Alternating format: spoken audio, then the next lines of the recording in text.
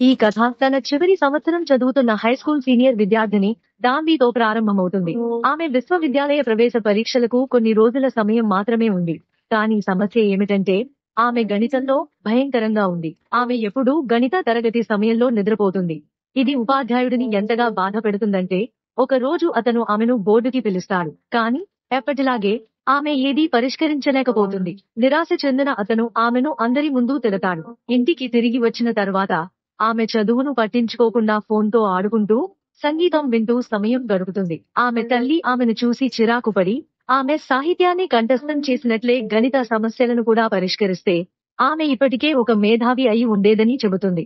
దాన్వి తన గణిత పోరాటాలను తన తండ్రి నుండి వారసత్వంగా పొంది ఉంటుందని, ఆయన కూడా ఆ విషయంలో అంత చెడ్డవాడని, ఏ విశ్వవిద్యాలయం కూడా తనను ఇలా అంగీకరించదని ఆమె చమత్కరిస్తుంది. దాన్విని ఎక్కువగా బాధించే విషయం ఏమిటంటే ఆమె తల్లి టీవీ ఛానల్ను తాను ఎప్పుడూ చూసే చారిత్రక నాటకాలలో ఒకదానికి మార్చడం. దాన్వి వదులుకుని గది నుండి బయలుదేరి తన ప్రాణ స్నేహితురాలి ఇంటికి వెళుతుంది. ఆమె స్నేహితురాలు ఆమెకు కాలేజీలో చేరడానికి ఇదే చివరి అవకాశం అని మరోసారి గుర్తు చేస్తుంది. ఆమె ఇప్పుడు విఫలమైతే ఆమెకు భవిష్యత్తు ఉండదు, ఎక్కడికి వెళ్లదు. మరుసటి రోజు ఉదయం దాన్వి ఆలస్యంగా నిద్రలేచి పెద్ద పరీక్ష షెడ్యూల్ కంటే చాలా వెనుకబడి బయటకు వెళ్తాడు. ఆమె వెళ్లిపోతున్నప్పుడు ఆమె తల్లి ఆమెను ప్రోత్సహిస్తుంది. మంచి పాఠశాలలో చేరడానికి తన శక్తి మేరకు కృషి చేయమని చెబుతుంది. దాన్వికి భయంగా ఉంది, ముఖ్యంగా గణిత విభాగం గురించి. కానీ ఆమె పరీక్షా కేంద్రానికి చేరుకునే వరకు బస్సులోనే చదువుకోవడానికి ప్రయత్నిస్తుంది. ఆమె బస్సు దిగి పరిగెత్తుతుంది, కానీ తన గొడుగును మర్చిపోతుంది. ఆమె పరీక్షా భవనం దగ్గరకు వచ్చేసరికి భయం ఆవహిస్తుంది. ఆమె సిద్ధంగా లేదు. ఆమె భయపడటం ప్రారంభిస్తుంది. విఫలమయ్యే అవకాశాన్ని ఎదుర్కోవటానికి బదులుగా పారిపోవాలని ఆలోచిస్తుంది. ఆమె కుండపోత వర్షం కింద కూర్చుని గుండె తరుక్కుపోతూ తాను అదృశ్యమైపోతే బాగుండు అని నిశ్శబ్దంగా కోరుకుంటోంది. ఆమె ముందు వర్షం వల్ల ఏర్పడిన ఒక నిస్సారమైన నీటి కుంట ఉంది. ఆమె దానికి దగ్గరగా అడుగులు వేసింది మరియు అకస్మాత్తుగా ఏదో వింత జరుగుతుంది. ఆమె అసాధారణ దుస్తులు ధరించిన ఒక గుంపు ప్రజలను గమనిస్తుంది. అందరూ గుమిగూడి వర్షం కోసం ప్రార్థిస్తున్నారు. 3 సంవత్సరాలుగా వర్షాలు పడలేదని, ప్రజలు కరువుతో చనిపోతున్నారని వారు అంటున్నారు. అకస్మాత్తుగా దాన్వి నీటి కుంటలో పడి మునిగిపోవడం ప్రారంభిస్తుంది. కానీ చనిపోయే బదులు ఆమె అదే స్థానంలో, కానీ ఏదో విధంగా వేరే ప్రపంచంలో తిరిగి ఉద్భవిస్తుంది. ఆమె అయోమయంలో పడి తన చుట్టూ ఉన్న వారిని వాళ్ళు ఏదైనా చారిత్రక నాటకం చిత్రీకరిస్తున్నారా అని అడగడం ప్రారంభించింది. ఆమె వింత ప్రవర్తనను చూసిన రాజు భయపడి ఆమె దయ్యమా అని అరుస్తాడు. ఆమె భయంగా, లేదు, నేను కేవలం హైస్కూల్ విద్యార్థిని అని చెప్పింది. కానీ ఆమె చెప్పే విధానం వారికి ఒక రకమైన మాయా మంత్రంలా అనిపిస్తుంది. అది వారి భయాన్ని పెంచుతుంది. అకస్మాత్తుగా కాపలాదారులు కత్తులతో ఆమెను చుట్టుముట్టారు. కత్తులు నిజమైనవని ఆమె గ్రహించినప్పుడు ఆమె భయపడి, నేను ఇక్కడ ఎందుకు ఉన్నానో నాకు తెలుసు అని చెబుతుంది. దేవుడా, దయచేసి వర్షం కురిపించు. ప్రజలు ఆమె మాటలను ప్రార్థనలాగా పునరావృతం చేస్తారు. కానీ వారందరూ మళ్లీ తలలు ఎత్తిన క్షణం ఆమె అదృశ్యమైంది. ఆమె అప్పటికే పారిపోయి ఆచార దుస్తులతో నిండిన ప్రదేశానికి చేరుకునే వరకు కొనసాగింది. ఆమె ఆలయ పూజారులలో ఒకరిగా మారువేషంలో ఉండి రాజుతో ఒక సమావేశంలోకి దొంగచాటుగా వెళుతుంది.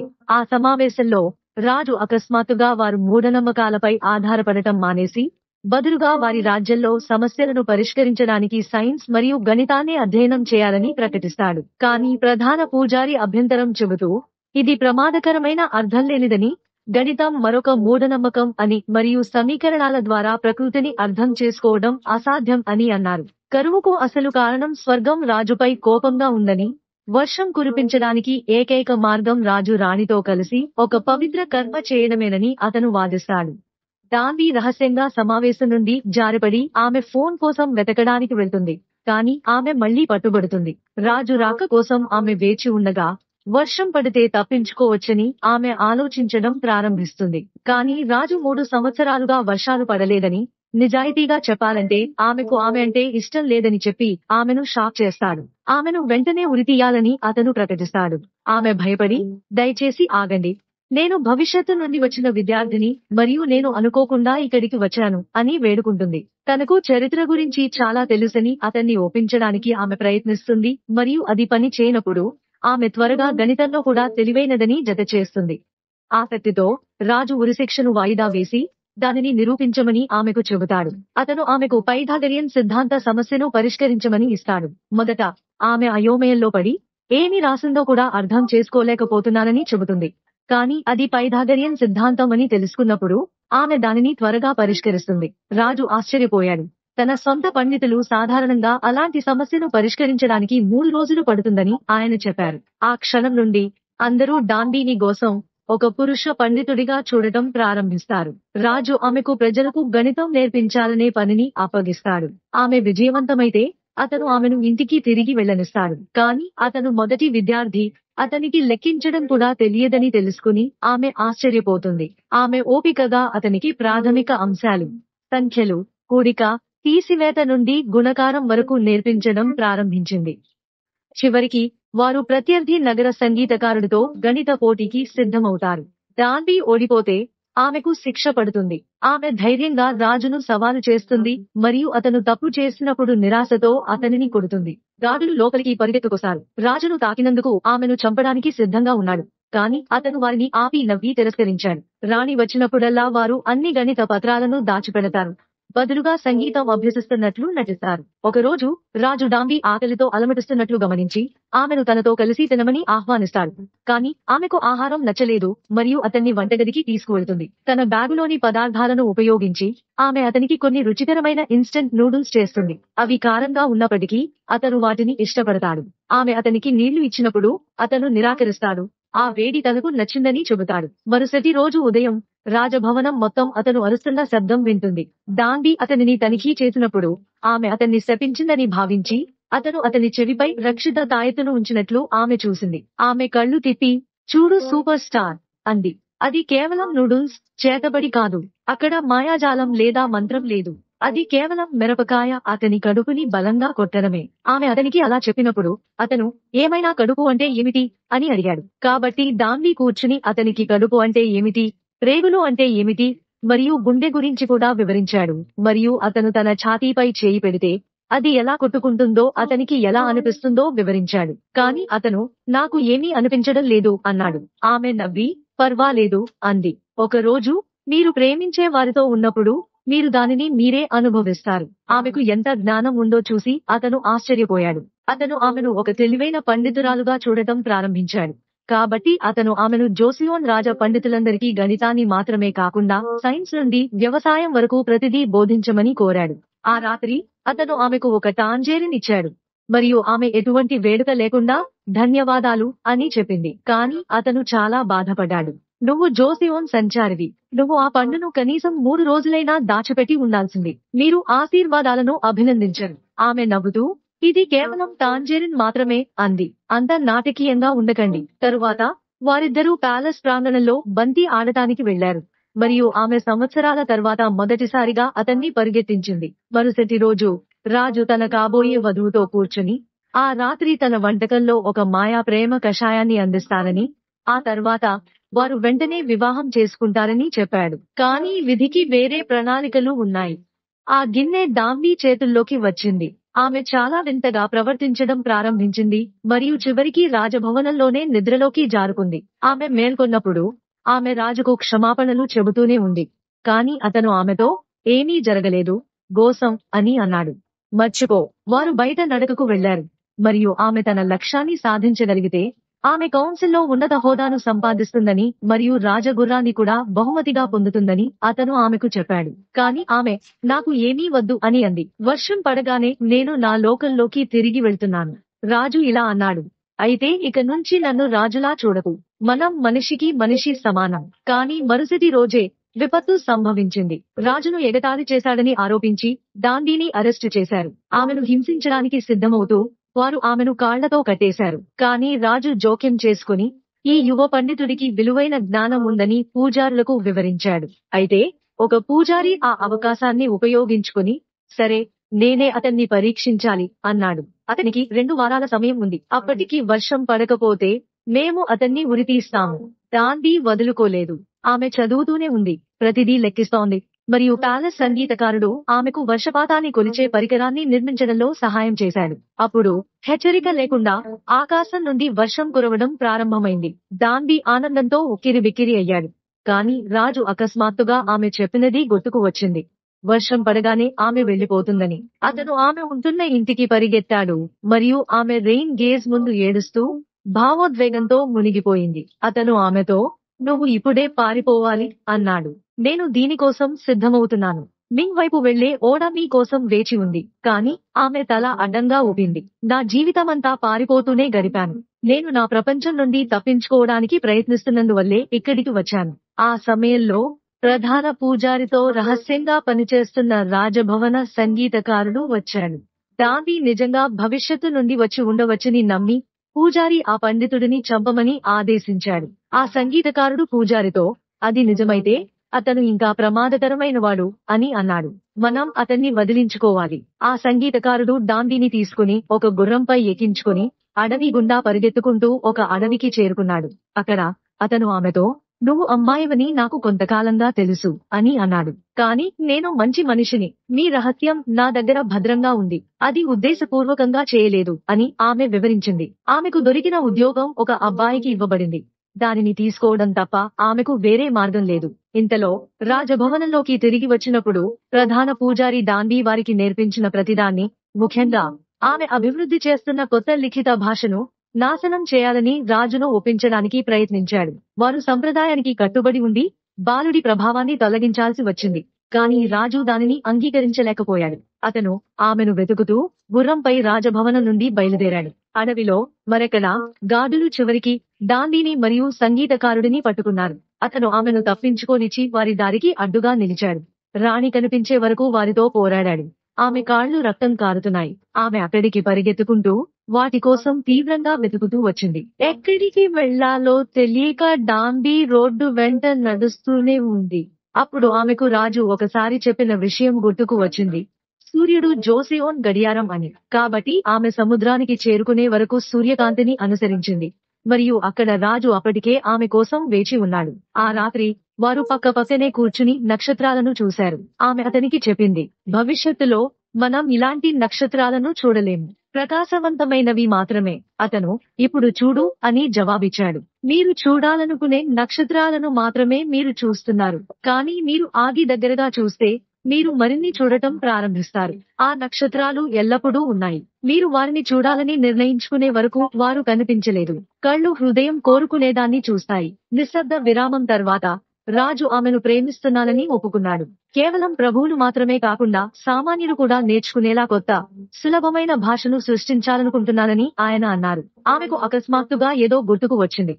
ఆమె ఫ్యూచర్ నుండి తన డబ్బును తీసింది మరియు కరెన్సీపై అతని ముఖం ముద్రించబడి ఉండటం చూసింది. అతను నిజంగా విజయం సాధిస్తాడని ఆమె గ్రహించింది అప్పుడే. రాజు రాజభవనానికి తిరిగి వచ్చినప్పుడు ప్రజలకు బాగా సేవ చేసే వారికి జీతాలు ఇవ్వడం ప్రారంభిస్తానని ప్రకటించాడు. ప్రధాన యాజకుడు ఆశ్చర్యకరంగా అంగీకరించాడు. ప్రజలకు మేలు చేసే ఎవరికైనా ప్రతిఫలం ఇవ్వాలని చెప్పాడు.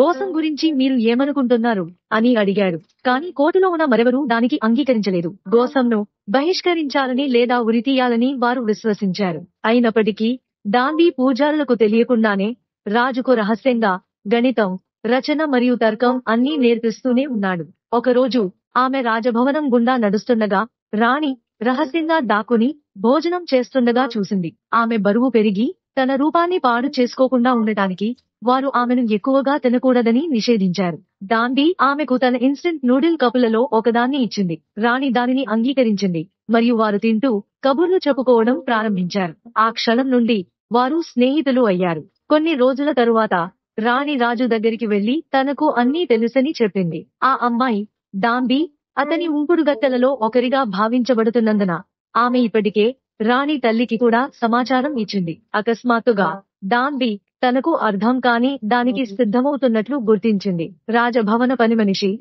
ఆమెకు దుస్తులు ధరింపజేసి మేకప్ వేస్తున్నారు. రాజుతో మధ్యాహ్నం విశ్రాంతి తీసుకోవడానికి వారు తనను సిద్ధం చేస్తున్నారని మరియు ఆమె అతని మొదటి మహిళ కాబోతోందని గ్రహించే వరకు ఏమి జరుగుతుందో ఆమెకు తెలియదు. ఏమి జరుగుతుందో ఆమెకు అర్థమైన క్షణంలో ఆమె భయపడి తన చుట్టూ ఉన్న పిచ్చి వ్యక్తుల నుండి పారిపోయింది. ఆమె రాజభవనానికి వెళ్లే దారిలో తప్పించుకున్నట్లు ప్రధానోపాధ్యాయులలో ఒకరు రాజుకు త్వరగా తెలియజేశారు. రాజు ఆమెను వెతకడానికి బయటకు వెళ్లి చివరికి ఆమెను కనుగొన్నాడు. కాని ఆమె చేయి పట్టుకుని ఒక గదిలోకి లాకెళ్లాడు. దాంబీ అరుస్తూ నిరసన వ్యక్తం చేస్తూ మనం స్నేహితులుగానే ఉంటామని నువ్వు అన్నావు కదా. నా వయస్సు 19 మాత్రమే. రాజు నవ్వుతూ 19 అని జవాబిచ్చాడు. అంటే నీకు కనీసం 3 సంవత్సరాల యుక్త వయస్సు ఉంది. నువ్వు ఇప్పుడు చిన్నపిల్లవి కావు. అంతేకాకుండా నువ్వు ఒక అమ్మాయివని నాకు కొంతకాలంగా తెలుసు. నేను నిన్ను ముట్టుకోలేదు కదా. కానీ ఈ రాత్రి నువ్వు ఇక్కడే ఉండాలి. అందరూ చూస్తున్నారు. చింతించకు. నేను నిన్ను సజీవంగా తినను. నిజం చెప్పాలంటే మా అమ్మ చాలా మొండిది. ఎవరూ ఆమెను అంత తేలికగా ఒప్పించలేరు. మరుసటి రోజు ఉదయం దాండి సంగీతకారుడితో మాట్లాడటానికి వెళ్ళాడు. అతను ఆమెను అడిగాడు, నువ్వు ఖచ్చితంగా భవిష్యత్తులోకి తిరిగి వెళ్లాలనుకుంటున్నావా? కానీ ఆమె సమాధానం చెప్పలేదు. ఆమె బాధతో నిండిపోయింది మరియు ఆమె హృదయం సందేహంతో నిండిపోయింది. ఆమె వెళ్లిపోయి ఒంటరిగా కూర్చుంది. కొంతసేపటి తర్వాత రాణి వచ్చి తనను ఎవరైనా చూడాలనుకుంటున్నారని చెప్పింది. దాండి రాజభవనంలోకి ప్రవేశించినప్పుడు ఆమె తన నిజమైన తల్లిలాగే కనిపించే రాణి తల్లిని ముఖాముఖిగా చూసింది. ఆమె పూర్తిగా కన్నీళ్లు పెట్టుకుంది. ఆమె ఏడ్వడానికి కారణమేమిటో ఎవరికీ అర్థం కాలేదు. ఆ రాత్రి ఆమె వ్యక్తిగతంగా సృష్టించడంలో సహాయం చేసిన జోసియోన్ యొక్క కొత్త ఖగోళ వ్యవస్థను చూడటానికి వెళ్ళింది. ఇది రాజ్యం రోజులు మరియు నెలలను ఖచ్చితంగా ట్రాక్ చేయడంలో సహాయపడుతుంది. అప్పుడు రాజు ఆమెను తాను పనిచేస్తున్న ఇంకేదో చూడటానికి రమ్మని ఆహ్వానించాడు. జోసోన్లోని పండితులు మాత్రమే కాకుండా ప్రతి ఒక్కరూ నేర్చుకునేలా చదవడం మరియు రాయడం సులభతరం చేయడానికి 28 అక్షరాలతో కూడిన కొత్త వర్ణమాలను అతను అభివృద్ధి చేశాడు. వారు గొప్ప హాలు మధ్యలోకి నడుస్తుండగా అతను ఆమెను ఉత్సవ కుర్చీలో కూర్చోమని అడిగాడు. తరువాత అతను వివాహానికి చిహ్నమైన రాజ హెయిర్ పెన్ను ఆమె తలపై ఉంచి ఆమెను ఎప్పటికీ తనతో ఉండమని కోరాడు. దాండి ఏడవడం మొదలుపెట్టి నేను చేయలేను అని అతనితో అన్నాడు. వర్షం వచ్చిన తర్వాత నేను తిరిగి వెళ్తానని నేను మాట ఇచ్చాను. నా తల్లి నా కోసం వేచి ఉంది మరియు ఆమె నన్ను నమ్ముతుంది. రాజు సున్నితంగా జవాబిచ్చాడు. తర్వాత ఆమెను చూడటానికి వెళ్లి తిరిగి రండి. మనం ఇక్కడ కలిసి జీవిద్దాం. కానీ ఆమె మళ్లీ నిరాకరించింది. అతను సహనం కోల్పోయి కోపంగా నువ్వు చెప్పింది నిజమే అన్నాడు. అనారోగ్యం మరియు వ్యాధులతో నిండిన ఈ జోసియోన్ కంటే భవిష్యత్తు మెరుగ్గా ఉంది. నీకు ఏది కావాలంటే అది చేసుకో. తర్వాత అతను గుండె పగిలిపోయి అక్కడి నుండి వెళ్లిపోయాడు. ఆమె హాలులోనే ఉండిపోయింది. అలాగే నిలబడిపోయింది. అకస్మాత్తుగా ఆమె తలపై బలంగా కొట్టి స్పృహ కోల్పోయింది. ఎవరో ఆమెను కత్తితో పొడిచారు మరియు భవనం మొత్తం తగలబడింది. జరిగిన విషయం రాజు విన్నప్పుడు తన ప్రాణాలను పణంగా పెట్టి ఆమెను రక్షించడానికి మంటల్లోంచి పరిగెత్తాడు. మరుసటి రోజు అతను తన సహాయకుడిని పిలిచి నిన్న రాత్రి పురాతన గ్రంథం అదృశ్యమైందని చెప్పాడు. ప్రధాన పూజారి దానిని దొంగిలించాడని అతను నిందించాడు. రాజు పూజారి చేయి పట్టుకుని ఇలా అన్నాడు, ఇలాంటి నేరం చేసిన తర్వాత అన్ని ఆధారాలను తుడిచివేయమని ఎవరూ నీకు నేర్పించలేదా? తరువాత అతను డాంబీ వైపు తిరిగి నువ్వు విన్న గొంతు ఇదేనా అని అడిగాడు. ఆమె తల ఊపింది. ఆమె బ్యాగులోని పుస్తకం ఆమెను కత్తిపోటు నుండి రక్షించిందని తేలింది. రాజు కోపంగా పూజారిని ఎదుర్కొన్నాడు. అతను నాకు ఏమి చెప్పాలనుకుంటున్నాడో నీకు తెలుసు. నువ్వు ఇలా ఎందుకు చేశావు? ఆ కొత్త భాష వ్యాప్తి చెందితే యువకులు స్వేచ్ఛగా ఆలోచించడం ప్రారంభిస్తారు కాబట్టి పూజారి చల్లగా సమాధానం చెప్పాడు. అది గందరగోళం సృష్టిస్తుంది. ఇది నాశనం చేస్తుంది. నాకు చావంటే భయం లేదు. భవిష్యత్తును నాశనం చేసే రుగ్మత గురించి నేను భయపడుతున్నాను.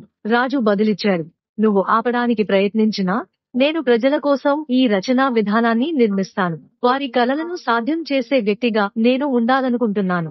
మనం బ్రతికి ఉండని భవిష్యత్తు గురించి ఎందుకు భయపడాలి? మనకు ఏమీ తెలియని ప్రపంచం. కానీ పూజారి చెల్లించలేదు. అతను మోకాళ్లపై పడి దయచేసి నన్ను ఉరితీసి దీన్ని అంతం చేయండి అని అన్నాడు. త్వరలోనే ఆకాశం బూడిద రంగులోకి మారిపోయింది మరియు వర్షం పడటం ప్రారంభమైంది. మొదట్లో తేలికగా మాత్రమే. దాండి తన స్నేహితులకు వీడ్కోలు చెప్పి బయలుదేరే ముందు చివరిసారిగా రాజభవనం చుట్టూ తిరిగింది. రాజు ఆమెతో కలిసి అంత దూరం వరకు నడిచి వెళ్లగలడా అని అడిగాడు. వారు సముద్ర తీరం చేరే వరకు పక్కపక్కనే నడిచారు. అక్కడ దాండి తాను ఒకసారి పడిపోయిన అదే చెరువులోకి అడుగుపెట్టి మునుపటిలాగే మళ్లీ మునిగిపోయేలా చేసింది. కొన్ని క్షణాల తర్వాత ఆమె మళ్లీ తన సొంత ప్రపంచంలోకి తిరిగి వచ్చింది. ఆమె చుట్టూ చూసింది మరియు కొన్ని సెకన్లు మాత్రమే గడిచిపోయాయని గ్రహించింది. పరీక్ష రాయడానికి ఇంకా సమయం ఉంది. ఆమె పరీక్ష హాలు వైపు వీలైనంత వేగంగా పరిగెత్తింది మరియు ఆమె గురువు వేచి ఉండటం చూసింది. ప్రవేశ పరీక్ష ఇప్పుడే ప్రారంభమైంది. ఆమె తన సీటు వద్దకు పరుగెత్తి పరీక్ష రాసింది. ఆ రోజు తరువాత ఆమె ఇంటికి తిరిగి వచ్చినప్పుడు ఆమె తల్లి తన కోసం వేచి ఉండటం చూసింది. ఆమె పరిగెత్తుకుంటూ ఆమె చేతుల్లోకి వెళ్లి ఆమెను గట్టిగా పట్టుకుంది. దాండి గురించి అంతా మారిపోయింది. ఆమె ప్రవర్తన, ఆమె దృక్పథం. ఆమె ప్రయాణం తర్వాత అంతా మారిపోయింది. ఆమె తన చుట్టూ ఉన్న వ్యక్తులను మరియు వస్తువులను మరింత లోతుగా విలువైనదిగా భావించడం నేర్చుకుంది. నెలలు గడిచాయి. ఒకరోజు ఆమె పాఠశాల నుండి బయటకు వెళ్తుండగా ఆకాశం తెరుచుకుంది మరియు మళ్లీ వర్షం పడటం ప్రారంభమైంది. అకస్మాత్తుగా ఎవరో ఆమె తలపై గొడుగు పెట్టారు. ఆమె పైకి చూసింది మరియు ఆశ్చర్యకరంగా సుపరిచితమైన ముఖం కనిపించింది. అతను జోసియోన్ రాజులా కనిపించాడు. కాని అతను నవ్వి, మనం చాలా కాలం క్రితం కలిశాం అన్నాడు. బస్సులో నువ్వు నీ గొడుగు కింద పడేశావు మరియు అక్కడితో కథ ముగుస్తుంది. మీరు చివరికి చేరుకున్నట్లయితే వ్యాఖ్యలలో మీరు ఏమనుకుంటున్నారో మాకు తెలియజేయండి మరియు తదుపరి వీడియోలో మేము ఏమి సంగ్రహించాలనుకుంటున్నారో మాకు చెప్పండి. చూసినందుకు ధన్యవాదాలు.